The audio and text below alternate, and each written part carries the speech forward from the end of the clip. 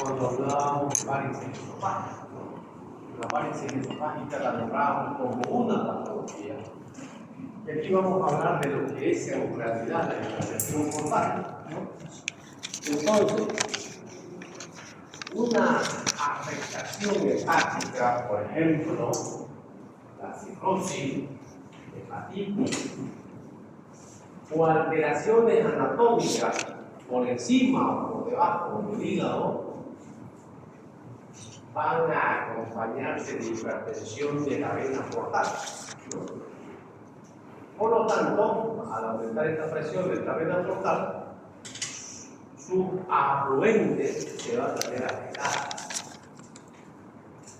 Entonces se congestiona en las venas colaterales y se puede manifestar por diferentes formas. Una de ellas, la más común, una de las más comunes es la varices esofágica, otra puede ser la citis, otra es el hiperestrenismo, y como causas de este. Si sumamos a eso que hay una cirrosis hepática y sabiendo que el hígado es un centro de metabolismo, puede haber también lo que se llama encefalopatía hepática. ¿Se dan cuenta que a veces las personas que toman mucho alcohol, por ejemplo, ya tienen cirrosis, tienen incoherencia, obviamente no están borrachitos, y después que dejan de beber parecen como si estuvieran borrachos? O sea, el problema es ya la encefalopatía, o sea, ya hay un problema en el cerebro que ya no hay suficiente oxigenación, cabalmente por esa intoxicación hepática, ¿no? Entonces esas personas a veces tienen también ese tipo de cosas. De repente, como a veces es más fácil lo que les mostraba el otro día, porque lo que uno dice, lo que muestra, a veces queda sumado, ya queda con el ejemplo más claro, ¿no? Entonces, nosotros hablaríamos de hipertensión portal cuando haya una afección en el hígado, o puede ser una afección por encima del hígado o por debajo del hígado, en este caso vasculares, ¿no? Entonces tendríamos como, por ejemplo, una trombosis de la vena portal que nos puede provocar hipertensión o de la vena hepática, ¿no? Pero la más frecuente es el problema hepático. Cualquiera de estas tres, si bien es cierto la más frecuente, decíamos el hígado, va a provocar una inversión en el sistema de retorno. O sea, si lo lógico es que venga para acá, pero al ver esto, vuelve para atrás.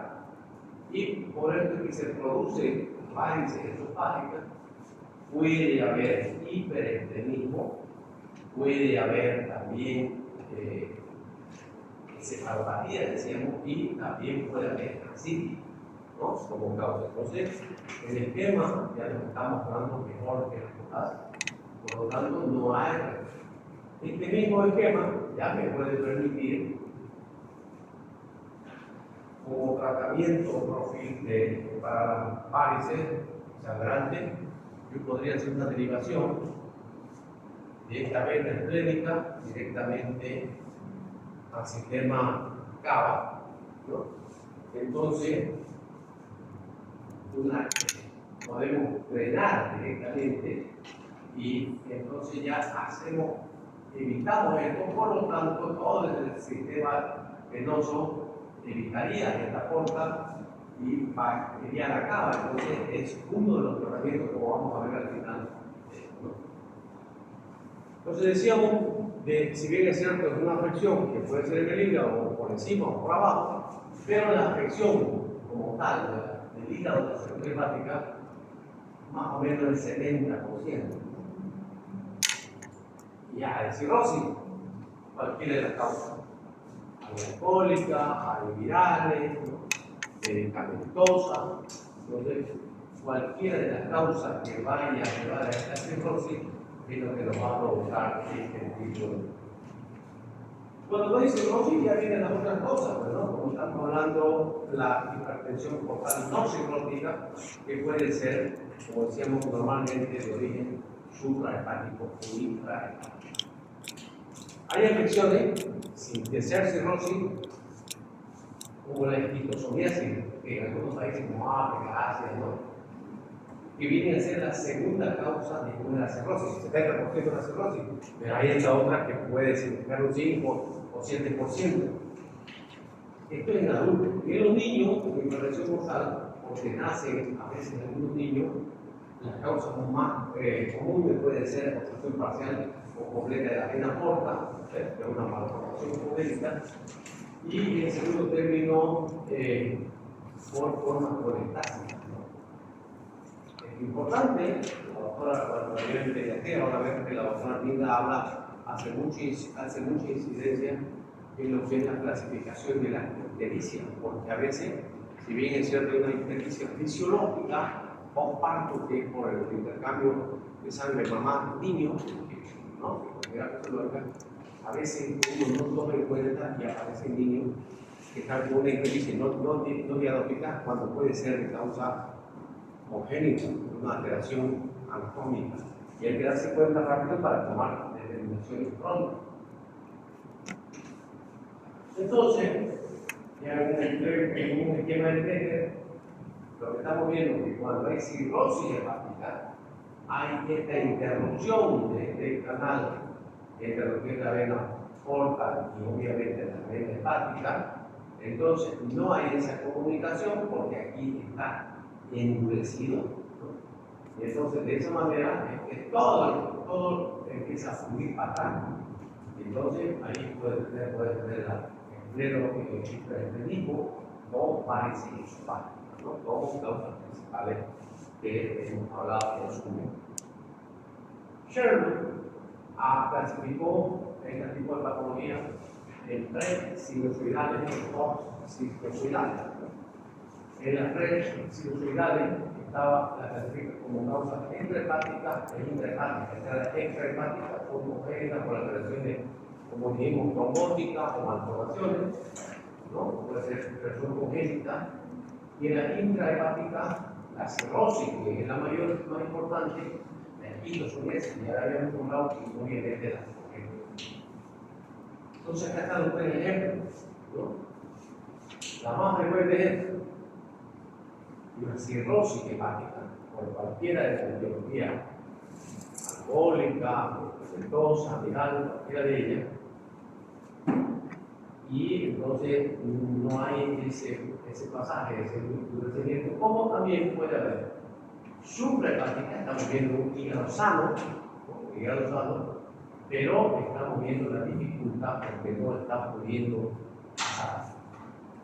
O intrahepática, también va a pasar lo mismo, ¿no? Hígado sano, pero acá hay un problema. Ven ustedes, quirúrgicamente, si estamos hablando de cirugía, son completamente diferentes los tratamientos. Si yo dijese que el tratamiento definitivo, en este caso, ante una cirrosis, ¿cuál sería? El definitivo. Sacar el hígado. ¿Perdón? O sea, extirpar el hígado. Claro, lo extirpamos y se muere, ¿no? Trasplante. ¿Ah? Trasplante. Está bien, ella está hablando bien, pero no lo podemos dejar sin el hígado, ¿verdad? Uno le puede hacer una hepatectomía de sangre. Obviamente que el tratamiento definitivo tendría que ser un trasplante hepático. Vamos a extirpar eso, se vamos a esconder después. Hígado, porque el hígado es un órgano imprescindible. Hay órganos prescindibles y otros que son imprescindibles. Si fuera el problema superior, no tiene nada que ver con el hígado. El problema va a ser vascular. ¿Ven? Operamos, hacemos una cirugía vascular arriba y solucionamos el problema. Y si fuera una trombosis en la parte inferior, también es vascular, solucionar este problema. Solucionamos con problema vascular y todo fluye porque no hay un problema hepático. Entonces, obviamente que el tratamiento definitivo es completamente diferente. En las 2 sinusoidales hay también intrahepática y extrahepática. Entre la intrahepática, otra vez tenemos una cirrosis, trombótica, tóxica, y entre la extrahepática, la obstrucción congénita, neoplásica o trombosis de la vena cava o suprahepática. Pero esto es lo importante de repente, ¿no? ¿Cuáles son las consecuencias de esa hipertensión? ¿A qué nos puede llevar? circulación colateral, aparición de varices esofágicas, hemorroides, ascitis, encefalopatía portal. Entonces, y de las varices, ¿no? O sea, de las varices esofágicas puede ser hemorragia efectiva, ¿no? Gastritis hemorrágica, úlcera gastrodenal, varices esofágicas, como causa importante. Si un paciente llega a su consulta y está con hematemesis, tienes que plantearte hipótesis diagnósticas, rápido. Sucede que ya lo dijimos en las varices esofágicas, una ruptura de varices esofágicas por una hipertensión portal, normalmente 60% se mueren en ese episodio. O sea, miren ustedes la prontitud que tenés que actuar. Si sos lento y no te das cuenta, el paciente se te va a quedar ahí en tu mesa de atención médica de emergencia. No es lo mismo que las úlceras ni la gastritis hemorrágica que te dan tiempo. Entonces, mirando ya el esquema, paciente con cirrosis puede tener, vean ustedes, con el paso del tiempo, ginecomastia, puede haber varices esofágicas, hiperestretismo, ascitis, circulación colateral, alteraciones hemorrágicas, hiperemia palmares, puede haber ictericia, caída del pelo, como cosas importantes. Entonces, yo, como una persona que me ve así, yo ya tengo que ir planteándome, yo no voy a esperar que el paciente vomite sangre para que yo intente diagnosticar. Una persona que ya tenga ascitis, ojo, ya me tiene que alertar que el paciente está mal. O que de repente venga con manos rojas, venga alergia, ¿qué? O se puede estar con hiperemia, puede haber ascitis, circulación colateral. Entonces, esto me debe alertar ya de la situación del paciente. Decíamos que una de las complicaciones que nosotros a veces más nos alarma, porque si yo veo de repente, soy mal médico y lo veo así y le doy algunas cositas, el paciente va a llegar complicado. Y entonces me puede estar viviendo o sangrando, o si no ha sangrado, está pronto a sangrar y las complicaciones son las varices esofágicas. Para eso el mejor método endoscópico. Antes no había mucha endoscopía, por eso en algunos lados se ven este tipo de estudios radiológicos. Aquí está la vértebra, y aquí está en la parte del esófago. Entonces, aquí, como estos son las varices, entonces el contraste es blanco. Y se ve el signo como del rosario, porque es como que si estuviera pasando el contraste bien así, ¿no? Por los dedos. Entonces, esa es la imagen radiológica que se veía cuando uno no tenía mucha posibilidad de hacer endoscopía, porque había más antes radiología, ya se podía hacer el estudio. Actualmente es mucho más pronto hacer una endoscopía, porque la tecnología estaba hace mucho. ¿Cómo se presenta clínicamente estas complicaciones? Puede ser en la emergencia, o sea, en una emergencia. ¿Cómo se te va a presentar? Sangrando. Y muchos de los pacientes llegan con esto, o sea, no tenía diagnóstico de hipertensión focal ni de cirrosis. El paciente acude a la consulta de emergencia porque está con una hemorragia digestiva. A veces es el primer y último síntoma. O sí, primero y último, como es. La primera vez después se te murió él mismo, ¿no? Nunca más tuvo nada. Entonces, tenemos que estar atentos. Veamos, pongamos en la cabeza esa imagen que hemos mostrado, que hay cosas que te pueden alertar, y mucho más lo antes de eso. Entonces, esta hipertensión complicada, la consulta debería ser como una complicación, pero cuando se supera la complicación, entonces el paciente, si he dicho que 60% hay un 40% que sobrevive. Entonces puede ser que de repente vomitó mucho, se compensó, pero va a venir el paciente a hacer consulta y te va a decir ya, que ha tenido ese antecedente de hemorragia digestiva, tiene ascitis y probablemente tenga encefalopatía. Entonces, tiene alteraciones de la conciencia. No están ubicados al tiempo y espacio por esa encefalopatía. En la hipertensión portal no complicada, el diagnóstico surge de una evaluación de la consulta previa. O sea, esto es lo ideal. Esto de acá, lo último, es lo que deberíamos nosotros intentar. Seguro es que ustedes, si no van a una emergencia tipo japonesa, mal de ojo, no van a ver un cuadro de esto. Porque estos pacientes ya les dicen que llegan el primer episodio de repente en su casa y se ponen tan mal que lo llevan a disparada a la emergencia para intentar buscar una solución. No va a cualquier sitio. Entonces, ¿qué hacemos con el paciente que no está complicado? Con este paciente, que es el que nos importa, no complicado. Una buena anamnesis. Entonces hay que buscar, si nos recordamos de esa imagen, de la imagen que yo le mostraba, ¿no? De este paciente, no está haciendo una buena anamnesis, no está sangrando. Yo tendré que preguntar, toma, y la mayoría nos escudamos, ¿no? Somos muy pocos. ¿Cuánto es muy poco? 3 veces a la semana, 4 veces a la semana, 4 veces. Para él era poco, ¿no? Entonces, vuelvo a repetir, somos nosotros los que tenemos que hacer la anamnesis. El paciente siempre se va a escudar, siempre va a querer minimizar. Pero nosotros tenemos que ir haciendo la anamnesis, tenemos que ir preguntando, ¿no? Pesquisar factores de riesgo, por ejemplo, pensando si ha tenido hepatitis.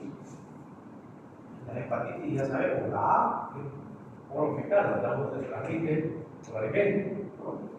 Entonces es muy común en los niños, porque los niños, sin permiso, que se invitan entre ellos, ¿no? Le quitan nomás a los compañeritos que están chupando un chupete litro, ¿no? Hasta para pelear. Entonces es muy probable, en cambio, la B y la C, obviamente son de transmisión parenteral o sexual. Entonces hay que ver este tipo de situaciones. En algunos casos hemos hablado de esquistosomiasis, también puede tener que ver para las formas no cirróticas, ¿no? ¿Sí? Por ejemplo, en algún tipo de parásitos. Entonces, es importante que nosotros hagamos una anamnesis, un buen estudio, preguntar los antecedentes del paciente para que nosotros vamos pensando en la posibilidad de eso. Que nos llegue un paciente así, ya es grosero, ¿no? Ya, como de libro. Este paciente, vean ustedes, está con disnea, dificultad respiratoria, porque la gran ascitis provoca, empuja el diafragma, lo que también después como si tuviera problemas pulmonar, ¿no?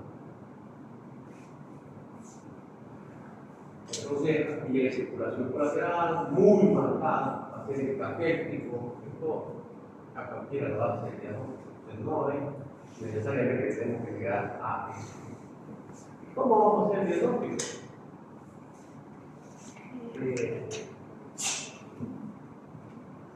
Lo ideal, si yo quiero saber de verdad que ha habido el problema, pues tendría que yo hacer biopsia, saber si es, por ejemplo, una cirrosis o no. O sea, pero recordemos que hemos dicho que el mayor porcentaje, el 70%, son cirrosis, ¿no? Que no son todas, es el otro porcentaje. Entonces, primero, la endoscopía me va a permitir que yo vea si hay o no hay varices. El que haya varices ya me está diciendo que hay hipertensión portal. Que hay algún obstáculo que me está provocando. Luego, tengo que pasar a la ecografía, porque hemos hablado de hiperestrenismo. Tengo que ver cómo está el vaso. Eso era una de las condiciones que planteábamos, ¿no? De la buena ecografía. Tiene que verte hígado, tiene que verte el vaso, tiene que verte el diámetro del colédoco, que te vean los otros órganos, páncreas, vaso, riñones. Es importante. El ecodoppler es muy importante porque también permite ver el tiempo real del vaso investigado, la angiografía, caracterismos de venas suprarrenales. Pero esto sí nos va a permitir el diagnóstico definitivo de si hay o no hay cirrosis, si esto es biopsia por punción. Claro, función transhepática, como la PNCD. Luego tenemos la tomografía, resonancia como método también que nos permite ir viendo especialmente en la tomografía para ver cómo está el hígado, ¿no?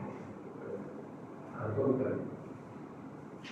Esta es una imagen endoscópica, la tortuosidad de la vena del esófago. Esta es una ecografía, ¿no? Una ecografía es donde se está viendo este es el vaso, ¿verdad? El vaso aumentado de tamaño, un hiperespesismo. Entonces, claro, está delimitado ya para que uno lo ubique. La tomografía nos puede permitir ir viendo igual, vaso aumentado de volumen. La esplenoportografía, aquí se están viendo las venas ya de retroceso incubilitadas. Si hay un obstáculo, las que vienen para acá se van a hacer más gruesas. Es lo que les ponía el ejemplo del coledo. ¿Por qué se dilata el coledo? Porque hay un obstáculo. ¿Por qué se han dilatado estas venas? Porque hay un obstáculo de retorno, entonces tienen que retroceder para atrás. Y miren, acá estamos viendo una tomografía contrastada, una angiografía, donde estamos viendo el hígado de pequeño tamaño, cirrótico, aumento del diámetro, aporta un vaso más grande que el hígado. Entonces, ya nos está dando el diagnóstico. Y el tratamiento va a depender de qué está libre. Si te encontras un paciente que no está sangrando, claro, ahí tendrías que hacer algunas recomendaciones. Que obviamente el paciente no beba, podés hacer punción si tiene al líquido acítico, pero si el paciente te viene sangrando, te viene ya complicado, obviamente que lo que tenés que hacer es esto, estabilizar hemodinámicamente, porque el paciente se te va a morir. Si está sangrando, el 60% está diciendo que se puede morir. Ves eso inmediatamente, 2 días. De grueso calibre, 14, 16, gránula 14, 16, 2 días, suero, llamar urgente al banco de sangre que vengan a tipificar el grupo sanguíneo, poner sangre, listo. Es una estabilización hemodinámica. Buscar cómo detener la hemorragia, escucha, que es más difícil, bueno, no hay como le dar torniquete porque el esófago está en una parte muy complicada. Y prevenir las complicaciones, ¿no? Entonces, hacer un paciente ataque, debe tener que llamar a la terapia intensiva. Y si queréis controlar la hemorragia, lo único que nos queda es, mediante la endoscopía, la esclerosis, ligadura de la vena, de la varice, o en su defecto, el colocar el balón nasogástrico que es de 6 en la timor. Este balón se lo mete al esófago desinflado. Una vez que está en el esófago, lo infla para que haga lo mismo que hacemos cuando tenemos una herida, con presión. Tener una herida con la pared, ¿no? Para que haga factor contacto. Y en este caso, el balón hace lo mismo, pero para adentro afuera, o sea, empieza a apretar, o sea, lo infla para que apriete, digamos, las paredes del esófago. No sabéis cuál de ellas está sacando. Comprimir, y eso oír normalmente la hemorragia. Aquí se está viendo una ligadura elástica de varices endopágicas. Así lo mismo cuando hablábamos de hemorroides, pero esto es un esófago, ¿no? Ligadura de varices endopágicas. Este es el famoso balón de Saint-Jacques en la timor. Entonces, esto tiene su valor de seguridad porque se supone que aquí está la transición esófago-gástrica, esto es el inflar, lo pasas primero, inflas este balón para que no se suspenda, digamos, para que quede en la parte del estómago, en esta parte, y una vez que haces eso, inflar, ¿no? Acá, obtener como de forma interna, y entonces esto ingresó así, y aquí ya se nos inflaba bajo el balón. Entonces, el esófago estaba así. Entonces, el urologo lo que hace, expande y entonces las paredes del esófago, donde estaba sangrando, se prohíbe. Pero en cirugía, nosotros tenemos que hacer algo, por eso estamos afectados en materia de cirugía. Entonces, en cirugía, tenés opciones. Ya lo dije al principio.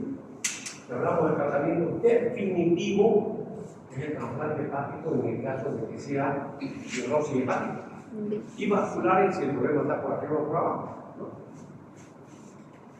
Pero si no tenés chance de esa, por lo menos vas a hacer un tratamiento sintomático para evitar las complicaciones más importantes que vienen a ser las varices, el sangramiento. Entonces puedes hacer anastomosis ortocava, mesentérico cava o las no derivativas que vienen a ser ligaduras de varices. Lo último, lo más moderno, menos traumático, viene a ser los shunt ortosistémicos. Se introduce por vena yugular, entonces ingresa a la vena hepática con un catéter y pasa en la guía hasta la porta. Una vez que has pasado, está viendo, le coloca esta prótesis. ¿Qué has hecho? ¿Lo has curado? No. Solamente has permitido que pase la sangre y obviamente descarga toda esa rémora que estaba quedando atrás. Esto es casi como hacer un cateterismo cardíaco. O sea, ya hay médicos que hacen esto. No es muy invasivo, es una opción, pero igual no es definitivo. Es un tratamiento solamente paliativo, momentáneo.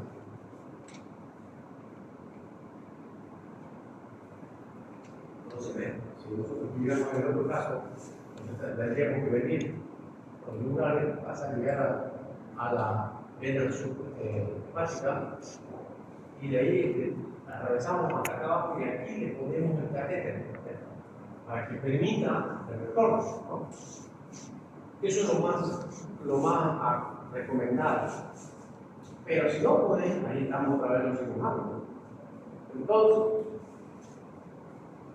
como nosotros estamos viendo que el problema está acá, ¿no? Corta. Entonces, nosotros sabemos que el retorno, o sea, este retorno, como está pudiendo pasar, se viene al esófago o hacia el intestino. Entonces, en estos casos, podés hacer dos situaciones, ¿no? Hacer una esplenectomía, o sacar el vaso, y esta vena, la vena esplénica, la anatomosás a la vena renal. Esta es la esplénica. ¿Qué tiene que ver esto? Que el esplénica iba a la costa. En cambio, la renal viene a dónde? A la cama. Entonces, al hacer esta anastomosis, hacemos un puente y ya no tenéis la hipertensión. Le hacemos un puente. La otra posibilidad, que es la ideal, es hacer de la porta directamente, porque está aquí la obstrucción, entonces directamente a la cava. Entonces, ortocava o pleno renal, o anastomosis. El problema sigue. O sea, sigue el paciente con osteoporosis y va a poder seguir haciendo así y va a poder seguir haciendo encefalopatía. ¿Qué está evitando? Solamente la complicación grave del hemorragia. Doctor. ¿Pregunta? Bien.